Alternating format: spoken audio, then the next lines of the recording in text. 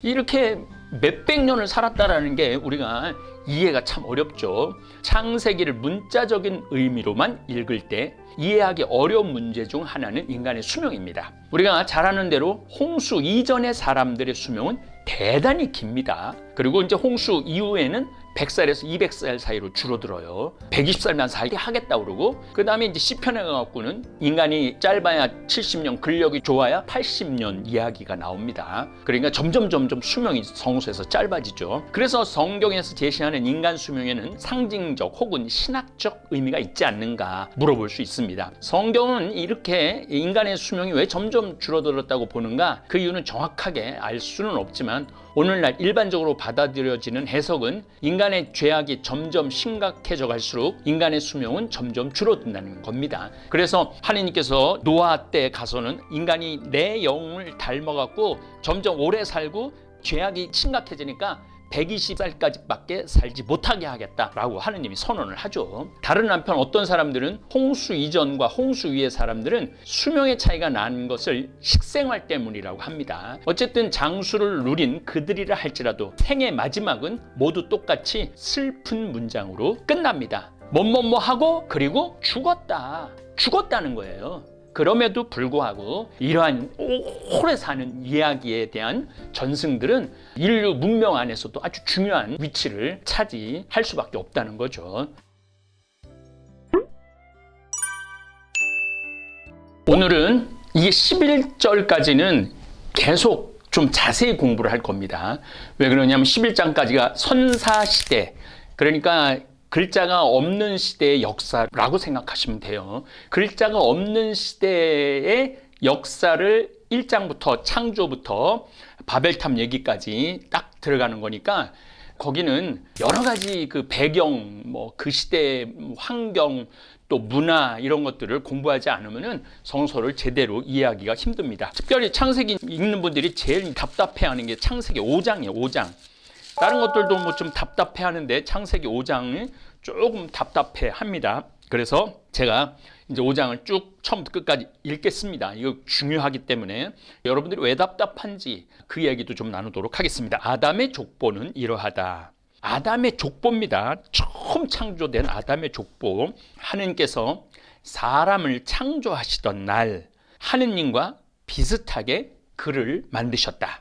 자, 1장에서는 우리의 모습을 닮은 사람을 만들자 그랬죠. 그 다음에 창세기 2장에 가서는 먼지를 빚어서 만들어서 코에다가 생명을 불어넣어줬다고 그렇게 말씀을 하셨죠. 그리고 5장에서도 창조 얘기가 또 나오깁니다. 아담의 족보는 이러하다. 하느님께서 사람을 창조하시던 날 하느님과 비슷하게 그를 만드셨다. 그러니까 이 다른 에노마 엘리시라든지 다른 그리스 로마 신화라든지 이런 신화들은 인간을 노동을 하기 위해서 인간을 만들고 피로 만들고 막 이러는데 항상 하느님은 우리의 모습, 하느님의 모습과 비슷하게 만드셨다고, 이게 야훼스틱의 저자들이 이거를 아주 많이 강조를 합니다. 그분께서는 남자와 여자로 그들을 창조하셨다. 그리고 그들을 창조하시던 날 그들에게 복을 내리시고 그들의 이름을 사람 아담이라 하셨다. 그래서 여기는 여러분들 이렇게 보면은 대명사하고 고유명사하고 막 섞여요. 아담이라는 고유명사가 있는데 또 한편으로는 사람을 의미합니다. 아담은 130세 되었을 때, 여기서부터 우리가 이제 이상하죠. 자기와 비슷하게 제 모습으로 아들을 낳아 그 이름을 셋이라 하였다. 자기와 비슷하게 제 모습으로 아들을 낳아 그 이름을 셋이라 하였다. 셋을 낳은 다음 아담은 800년을 살면서 아들, 딸들을 낳았다. 800년을 살았다. 800년. 아담은 모두 930년을 살고 죽었다. 어마어마하게 오래 산 거죠. 이제 10대 족장에 대해서 우리가 이제 여기 10대 족보가 나옵니다. 셋은 105세 되었을 때 에노스를 낳았다. 에노스를 낳은 다음 셋은 870년을 살면서 아들, 딸들을 낳았다. 셋은 모두 920년을 살고 죽었다. 에노스는 90세 되었을 때 케난을 낳았다. 자, 여기 셋은 100살 넘어서 낳는데 에노스는 90세에 애를 낳았어요. 케난을 낳은 다음 에노스는 850년을 살면서 아들, 딸을 낳았다. 에노스는 모두 905년을 살고 죽었다. 900년, 다 900년 넘어. 근데 여기서 또 재미난 건 케나는 70세 되었을 때 마할랄레를 낳았다. 마할랄레를 낳은 다음 케나는 840년을 살면서 아들, 딸들을 낳았다. 케나는 모두 910년을 살고 죽었다. 마할랄렐은 65세 되었을 때 여렛을 낳았다. 이게 재밌어요. 이렇게 점점 130세 때 첫 애를 낳아요. 105세 때 첫 애를 낳고 90세 되었을 때 첫 애를 낳았고 70세 때 첫 애를 낳아요. 근데 또 마할랄렐 65세 때 엘렛을 낳고 엘렛을 낳은 다음 마할랄렐은 830년을 살면서 아들, 딸들을 낳았다. 마할랄렐은 모두 895년을 살고 죽었다. 예렛은 160세 되었을 때 에녹을 낳았다. 이또 굉장히 또 늙어서 낳죠. 에녹을 낳은 다음 에렛은 800년을 살면서 아들, 딸을 낳았다. 에렛은 모두 962년을 살고 죽었다. 에녹은 65세 되었을 때 무투셀라를 낳아. 갑자기 160세에 낳다가 또 60세에 또 애를 낳아요. 첫 애를 되었을 때 무투셀라를 낳았다. 무투셀라를 낳은 다음 에녹은 300년을 하느님과 함께 살아갔다 그래. 함께 살아가면서 아들, 딸들을 낳았다. 에녹은 모두 365년을 살았다. 근데 여긴 또 365년은 좀 아주 생뚱맞죠. 하느님과 함께 살았다. 여기는 그냥 아들, 딸들을 낳았다. 아들, 딸들을 낳았다 그러는데 이 에녹은 65세 때 젊었을 때 무투셀라를 낳고 300년을 함께 살아가면서 아들, 딸들 365년을 살았다. 365 뭔가 익숙하지 않아요? 1년이 며칠이에요? 365일이잖아요. 그러니까 이 365일하고 365년 그러니까 완벽한 한 해, 한 계절을 살았다라는 그런 이야기입니다. 에녹은 하느님과 함께 살다가 사라졌다. 하느님께서 그를 데려가신 것이다. 사라진 거야. 승천한 거, 승천. 쉽게 말하면은 무투셀라는 187세 되었을 때 요게 100세 됐다가 90세 났다가 또 160에 났다가 60에 났다. 요게 계속 패턴이 반복이 돼요. 계속 패턴이 반복이 돼요. 그러니까 아주 오래된 자료를 모아갖고 이 패턴의 반복을 만드는 거죠. 무투셀라는 187세 되었을 때 라멕을 낳았다. 라멕을 낳은 다음 무투셀라는 782년을 살면서 아들, 딸들을 낳았다. 무투셀라는 모두 969년을 살고 죽었다. 969년. 가장 오래 산 사람입니다. 라멕은 180이 되었을 때 아들을 낳았고 이 아이가 주님께서 저주하신 땅 때문에 수고하고 고생하는 우리를 위로해 줄 것이다 하면서 그의 이름을 노아라 하였다. 노아를 낳은 다음 라멕은 595년을 살면서 아들, 딸을 낳았다. 라멕은 모두 777년을 살고 죽었다. 777년을 살고 죽었다는 거예요. 이건 또 고대 유대인들은 7이라는 이 숫자를 축복의 숫자로 생각을 합니다. 그래서 777 완벽한 777의 축복이 나오는 거죠. 노아의 나이 500세 되었을 때 노아는 셈과 함과 야펫을 낳았다. 이게 하나 다 민족들이 다 되는 거죠. 자, 이제 족보에 나오는 수명을 다 읽었습니다. 이렇게 몇백 년을 살았다라는 게 우리가 이해가 참 어렵죠. 창세기를 문자적인 의미로만 읽을 때 이해하기 어려운 문제 중 하나는 인간의 수명입니다. 우리가 잘 아는 대로 홍수 이전의 사람들의 수명은 대단히 깁니다. 그리고 이제 홍수 이후에는 100살에서 200살 사이로 줄어들어요. 120살만 살게 하겠다 그러고, 그 다음에 이제 시편에 가갖고는 인간이 짧아야 70년, 근력이 좋아야 80년 이야기가 나옵니다. 그러니까 점점 수명이 성수에서 짧아지죠. 무투셀라는 969세를 살았고 그의 아버지 에녹은 365년을 이 땅에서 살았다고 그러죠. 홍수 이전에 산 사람들의 수명은 에녹을 제외하고 800에서 1000살까지 살았다는 거죠. 1000살이면 10세기를 살은 거죠. 그리고 이를 근거로 창조 때부터 홍수 이전까지의 연대를 모두 계산해 보면은 1656년입니다. 왜냐하면은 그렇게 살고 오래 살았어. 중첩해서 산 게 굉장히 많은 거지. 그렇게 1000년 이렇게 사는 게 아니고 여기서 65세에 났으니까 얘가 또 130세에 났으니까 200년이 중첩되고 300년이 중첩되고 거의 같이 사는 거죠. 수많은 사람들이 같이 살은 거죠. 이것은 우리가 가지고 있는 성경의 내용, 즉 마소라 텍스트에 근거해서 볼 땐 1656년이지만 사마리아 오경에 의하면 1307년이고 초대교회의 성경이었던 셉두아진타 70인역에 의하면 2242년이 됩니다. 그러니까 각 성서마다도 그 시간이 다 달라, 나이들이. 그러니까 자기네들이 갖고 있는 문헌들, 오래된 고대 문헌들이 조금씩 달랐던 거죠. 그러니까 이 성경만 이게 절대적인 게 아니라는 거죠. 창세기 11장을 보면은 노아의 아들 셈에서부터 아브라함까지의 족보 수명이 나오는데 이를 근거로 계산해 보면 노아부터 아브라함의 아버지 데라 때까지가 390년이 세월이 흐릅니다. 오늘날 아브라함의 연대를 아무리 높게 잡아도 BC 1800년에서 1700년 더 잡는다면 한 1900년까지도 잡기 때문에 아브라함부터 오늘날까지의 기간은 약 4000년쯤 된다고 볼 수 있습니다. 사실 아브라함부터 지금까지는 거의 그 역사가 증명하는 그러한 시간들이기 때문에 아브라함부터 지금까지는 우리가 어느 정도 이성으로 이해가 되는데 노아 이전에는 우리가 그 연도에 연연해서는 안 됩니다. 그리고 아브라함부터 아담까지 연대를 하면은 2116년쯤 됩니다. 이것은 창조 때부터 오늘날까지 기간이 6120년쯤 된다고 할 수 있습니다. 그러니까 아담부터 성서엔 족보가 있었으니까 누구는 낳고 이게 계속 있었으니까 계산이 되면은 창조가 시작된 아담부터 지금까지, 자, 제가 창세기 때 수도 없이 여러분들한테 말씀드렸죠. 첫째 날, 둘째 날, 셋째 날, 넷째 날, 다섯째 날, 여섯째 날, 일곱째 날이지 월, 화, 수, 목, 금, 토가 아니에요. 그러니까 우리가 생각하는 이 첫째 날도 처음에는 달과 해가 없는 시기야. 거의 무한대까지 늘릴 수 있는 거예요. 첫째 날도 무한대까지 늘릴 수 있습니다. 그런데 창세기를 글자 작부적 해석을 하는 사람들은 지구의 역사가 6120년이라고 아주 굳게 믿어요. 그리고 그걸 과학적으로 증명하려고 엄청나게 노력을 합니다. 물론 이러한 지구의 역사는 현대 과학에서 제시하고 있는 지구나 우주의 나이와 너무나 차이가 많아요. 45억 7천만 정도로 나이가 너무너무 다르죠. 제가 우주 빅뱅 얘기를 할 때 여러분들 기억날 겁니다.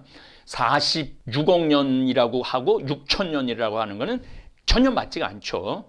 그러니까 이 첫째 날이라는 이게 우리 인간이 그 글자 그대로 하루로 계산할 수가 없다는 거예요. 하느님께서 말하는 첫째 날하고는 하느님 천년도 지나간 어제 같다고 하루도 안 걸린다고 그랬는데, 그래서 성경에서 제시하는 인간 수명에는 상징적 혹은 신학적 의미가 있지 않는가 물어볼 수 있습니다. 인간의 오랜 수명에 관한 기록은 수메르 왕 목록에서 찾아볼 수 있습니다. 수메르 왕들도 몇 년 동안 통치했고 몇 년 동안 통치했고 이런 게 있거든요. 성서는 수메르 문명의 절대적인 영향을 받았다고 제가 여러분들한테 수도 없이 말씀드렸습니다. 메소포타미아 문명에 영향을 받았다고. 예를 들면 수메르 왕들의 통치 기간을 보면은 아눌림 왕은 28,800년 동안 통치했다고 나옵니다. 그리고 알랄가르 왕은 36,000년간 다스렸다고 이야기가 나옵니다. 그러니까 고대 선사시대 이전에 그 연도에 우리가 연연할 필요가 없다는 거예요. 위대한 사람들을 길게 잡아주는 그런 것들이 있었죠. 고고학과 역사학의 연구 결과를 고려해 보면 이런 통치 기간은 실제 역사 기간이라고 볼 수 없습니다. 그러나 이러한 방식으로 왕의 통치 기간을 표현하고자 했던 고대인들의 숨은 의도가 분명히 있었다는 것이죠. 다른 한편 창세기에 나오는 족장의 수명은 상징적인 의미가 내포되어 있음을 보여줍니다. 먼저 그들의 수명에 담긴 의도를 좀 보겠습니다. 자, 인류 역사가 6120년이라고 주장하는 일부 개신교 학자들의 주장에는 무리가 있습니다. 구석기, 중석기, 신석기 시대의 부정입니다. 가까이 서울 암사동에서도 신석기 문화 유적이 많이 남아 있습니다. 만년 전, 만년 이전, 우리나라에도 만년 이전 유적이 많이 남아 있어요. 세계 최고할 때 옛고자를 써서 최고의 도시 예리고도 만년 전부터 형성된 도시입니다. 세 층의 도시가 있었어요. 근데 제가 그 발굴 때 예루살렘 관광청에서 초대를 해갖고 개발하는 데를 가볼 수 있었어요. 정말로 만년된 도시를 지금 다 이제 찾아내고 있습니다. 그 외에도 아담이 창조돼서 지금까지 6120년밖에 걸리지 않았다는 증거는 수백 년, 수백만 년, 수천만 년, 거의 45억 년까지 이러한 증거들은 차고 넘칩니다. 2억 1000만에서 6500만 년 전까지 쥐라기, 백악기, 공룡이 살던 이 시대의 화석들도 아주 통째로 이렇게 발굴되는 경우도 너무너무 많습니다. 수많은 고고학적 발굴로 지구 나이가 6120년이라는 정서적 시간은 이제 그 동력을 잃었다고 봐야 합니다. 그러니까 우리 성경대학의 학생들은 요 나이에 연연하지 마시기를 제가 바랍니다. 족보에 나오는 수명의 의미, 창세기의 족보에 나오는 인간 수명의 신학적 의미를 족장들의 수명처럼 일목요연하게 보여주기는 힘듭니다. 다양한 숫자들의 내포된 상징적 의미가 무엇인지 밝혀주는 연구는 아직까지 별다른 성과를 얻지 못해. 왜 그렇게 오래 969년을 살고 365년을 살고 777살을 살아고 그러는지 사실은 지금 정확한 연구 또 정확한 주장이 많지가 않아요. 그럼에도 불구하고 창세기에 나오는 인간 수명의 몇 가지 신뢰를 한번 볼 수가 있습니다. 첫째로 하느님과 동행한 삶을 살았던 에녹의 수명은 365년이었어요. 365란 우리가 잘 아는 대로 태양역으로 1년에 총 날수를 계산한 것입니다. 에녹이 365년을 살았다는 것은 1년 365일이 완전한 총날수인 것처럼 에녹의 삶도 완전했다라는, 하느님과 함께 살았다고 유일하게 그렇게 표현이 나오죠. 에녹은 완전한 삶을 살았기 때문에 하느님과 동행할 수 있었고 하느님이 그를 데려가셨다는 걸로 볼 수가 있습니다. 에녹이 완전한 삶을 하느님과 함께 살았기 때문에 하느님이 그를 데려가셨다고 그러죠. 둘째로 성경에서 가장 오래 산 인물은 무두셀라인데 그의 수명은 969살입니다. 오늘날 969세를 산 사람은 없습니다. 무두셀라는 오늘날 평균 수명보다도 10배 이상을 살았습니다. 그러나 하느님 편에서 보면 이것도 짧은 인생이죠. 시편 90편 4절을 보면은 하느님에게는 1000년도 하루 같다는 말이 나옵니다. 물론 이 말은 하느님의 하루가 1000년이란 뜻은 아닙니다.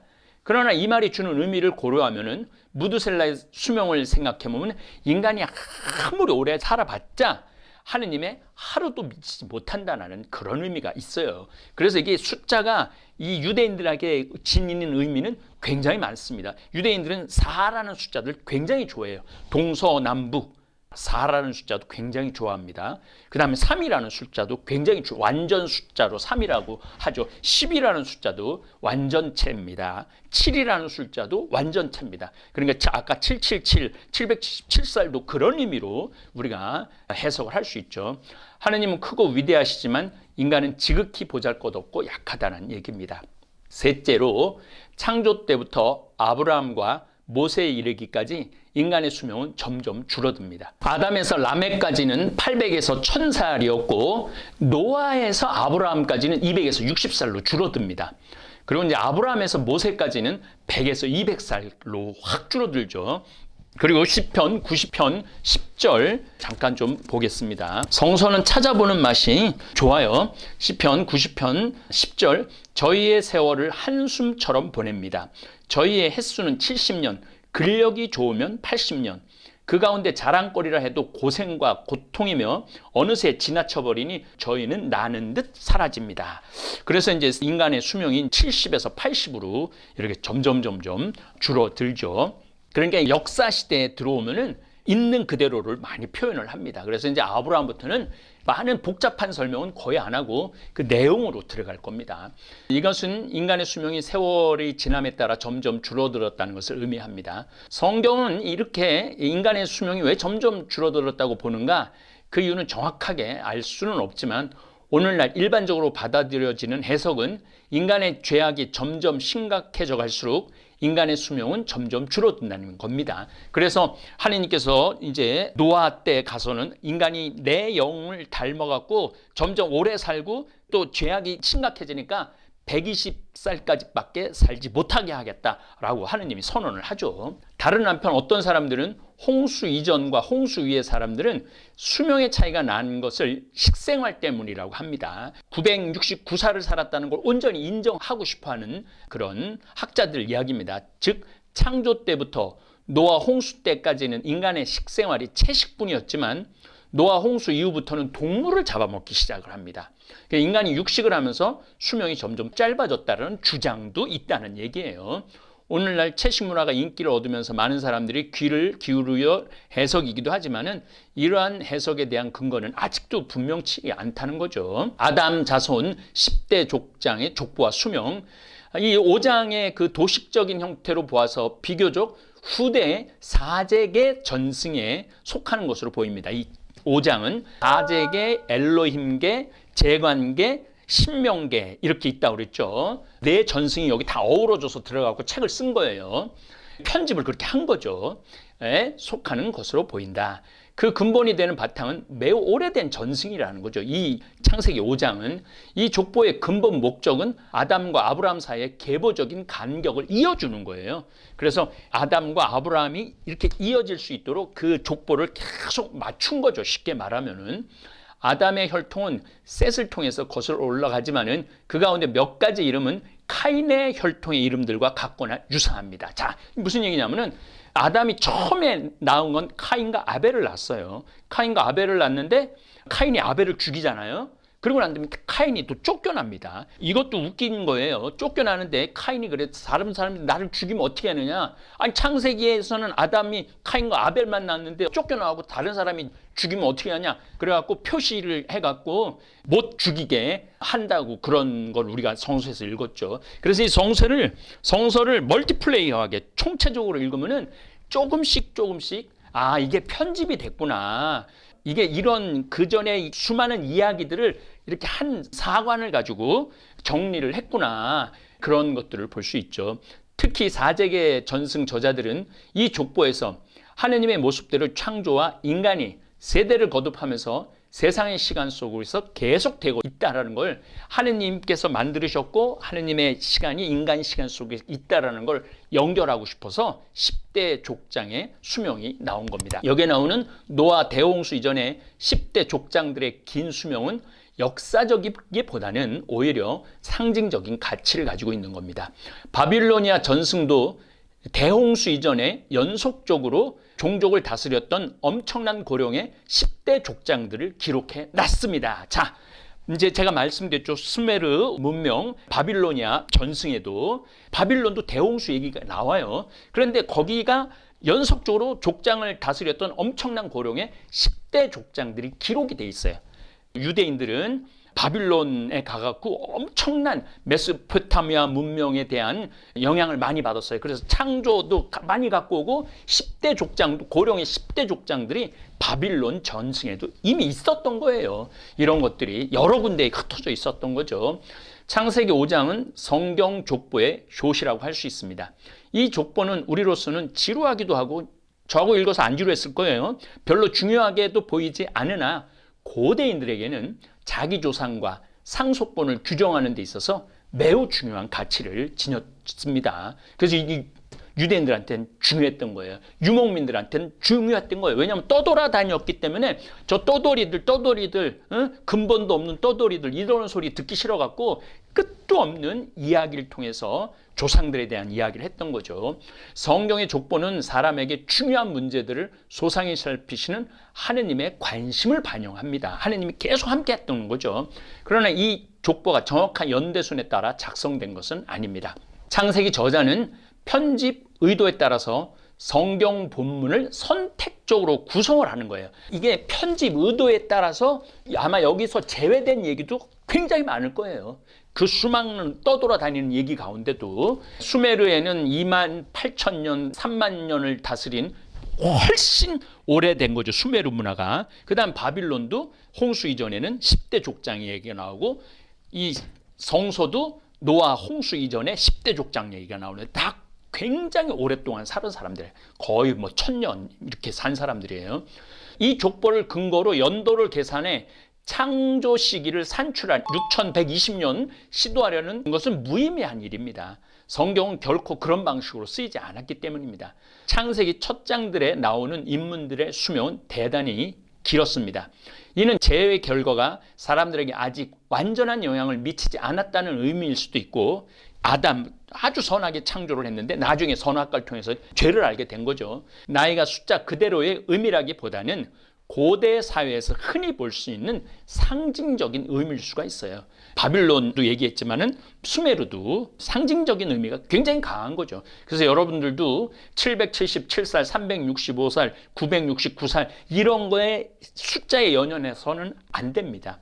어쨌든 장수를 누린 그들이라 할지라도 생의 마지막은 모두 똑같이 슬픈 문장으로 끝납니다. 뭐뭐뭐 하고 그리고 죽었다는 거예요. 에녹이라는 사람만 하느님이 데려간 거고 나머지는 다 죽은 거예요. 사람이 자기 생명을 연장시킨다 해도 그 끝은 모두에게 똑같았고 지금도 여전히 똑같습니다. 죄가 주는 품삯은 로마서 6장 23절 말씀처럼 죽음인 것입니다. 동양에도 이 삼천갑자 동방삭이라고 있어요. 전한 무제시대 인물입니다. 전설에 따르면 동방삭이 삼천갑자 1갑자는 60년입니다. 60년. 그래서 회갑이라고 그러잖아요. 60살 됐을 때 우리가 회갑년을 해주잖아요. 1갑자가 60년이에요. 3000갑자면은 18만 년을 살았습니다. 동방삭이라는 사람은 서왕모의 복숭아를 훔쳐먹어 죽지 않게 되었다고도 하고, 저승사자를 잘 대접했다고도 하고, 저승사자가 왔는데 1갑자 그걸 보고 재치가 있었던 사람의 실존 인물입니다. 1갑자에다가 이거 줄을 2개 더 건 거예요. 그래서 3000갑자가 된 거예요. 1갑자가. 한국에서는 마고가 동방삭을 잡으러 계교를 꾸몄어. 염라대왕이 3000갑자를 사는 사람이 있다 그러니까 잡아와야 되는 거예요. 그래갖고 마고가 냇가에서 숯을 씻습니다. 동방삭이 이를 보고 내가 3000갑자를 살았으나 검은 숯을 씻어 시게 한다는 이야기를 듣지 못했다 하니 마고가 이 사람이구나 그러고 동방삭을 이제 데리고 갔다는 얘기죠. 이게 놀랍게도 경기도 용인에서 발원하는 탄천에는 이 같은 전설이 전해지고 있어서, 탄천, 숯을 씻었다 그래서 거의 탄천이에요. 전설이 전해지고 있어서 탄천의 상류인 경기도 용인시 수지구 죽전동에서는 이 전설을 중심으로 탄천문화제라는 행사를 해마다 열고 있죠. 전한시대 실제 인물입니다. 물론 이 사람은 61살밖에 못 살고 세상을 떠났다는 거예요. 그럼에도 불구하고 이러한 오래 사는 이야기에 대한 전승들은 이 인류 문명 안에서도 아주 중요한 위치를 차지할 수밖에 없다는 거죠. 그래서 여러분들은 이 숫자에 연연하지 마시고, 우리 성경 특강 학생들은 문화사적으로, 인류학적으로, 고고학적으로 이렇게 우리가 좀 공부를 하고 있잖아요. 그래서 나이 이 10대 족장에 대한 이야기도 아담에서부터 노아까지의 계보를 잇고 싶었던 거예요. 그 숫자가 중요한 게 아니고, 그리고 노아서부터 아브라함까지의 또 한 360년에 걸친 숫자를 연결하고 싶은 거예요. 그리고 이제 아브라함은 아주 중요한 인물이 이제 될 수밖에 없는 거죠. 왜냐하면 역사 안으로 아브라함이 들어오기 때문에 그렇습니다. 예, 감사합니다. 창세기 5장을 읽으면 낯설고도 놀라운 숫자들이 줄지어 나옵니다. 아담은 930세, 무두셀라는 969세, 노아는 950세. 오늘날 우리가 상상할 수 없는 긴 수명이 이어집니다. 어떤 분들은 이 숫자를 그대로 받아들이기도 하고, 어떤 분들은 상징적인 의미로 해석하기도 합니다. 하지만 중요한 것은 성경이 단순히 수명을 기록하고자 한 것이 아니라 그 긴 세월 속에서도 결국 마지막은 한 문장으로 끝난다는 사실입니다. 그리고 죽었다. 긴 세월을 살아도, 짧은 생을 살아도 결국 인간은 죽음을 피할 수 없는 존재라는 것. 성경은 그 사실을 너무도 담담하게, 그러나 분명하게 알려줍니다. 우리는 종종 오래 사는 것, 장수를 축복으로 생각합니다. 물론 오래 사는 것은 큰 은총일 수 있습니다. 하지만 아무리 수백 년을 살았다고 해도 결국 마지막은 죽음 앞에서 모든 것이 멈추게 됩니다. 그렇다면 성경이 말하는 참된 삶의 의미는 어디에 있을까요? 성경은 이렇게 고백합니다. 하느님 앞에서는 1000년이 하루와 같고 하루가 1000년과 같다. 인간이 아무리 오래 살아도 하느님 앞에서는 한순간에 불과합니다. 숫자로 따질 수 없는 시간, 영원의 관점에서 본다면 우리의 삶은 모두 더섭고 짧습니다. 그럼에도 불구하고 그 짧은 인생을 의미 있게 만드는 힘은 수명의 길이에 있지 않고 하느님과 맺는 관계, 그리고 우리가 어떻게 살아가느냐에 달려 있습니다. 구약의 족보는 단순한 가계도가 아닙니다. 그 안에는 하느님께서 인간과 함께 걸어가신 발자취가 담겨 있습니다. 아담에서 노아로 이어지는 이름 하나하나가 인간의 연약함 속에서도 계속되는 하느님의 신실함을 보여줍니다. 그들은 수백 년을 살았지만 그 삶의 길이가 아니라 하느님과 함께 걸었다는 사실이 중요했던 것입니다. 우리의 삶도 그렇습니다. 우리가 얼마나 오래 사느냐가 중요한 것이 아닙니다. 오늘 하루를 누구와 함께 살았는지, 어떤 의미를 품고 살았는지가 중요합니다. 그래서 성경은 우리에게 이렇게 묻습니다. 너는 누구와 함께 살아가고 있느냐? 세상은 죽음을 품삯으로 내놓지만 하느님은 영원한 생명을 약속하십니다. 긴 수명도 결국 죽음으로 끝납니다. 그러나 하느님과 함께하는 삶은 죽음 이후에도 이어지는 영원으로 열립니다. 오늘 우리는 창세기 5장의 족보에서 그 단순하고도 깊은 메시지를 다시금 듣습니다. 긴 삶도 짧은 삶도 결국 끝나지만 하느님과 함께하는 삶은 결코 끝나지 않습니다. 감사합니다. 하늘에 계신 우리 아버지, 아버지의 이름이 거룩히 빛나시며 아버지의 나라가 오시며 아버지의 뜻이 하늘에서와 같이 땅에서도 이루어지소서. 오늘 저희에게 일용할 양식을 주시고 저희에게 잘못한 일을 저희가 용서하오니 저희 죄를 용서하시고 저희를 유혹에 빠지지 않게 하시고 악에서 구하소서. 아멘.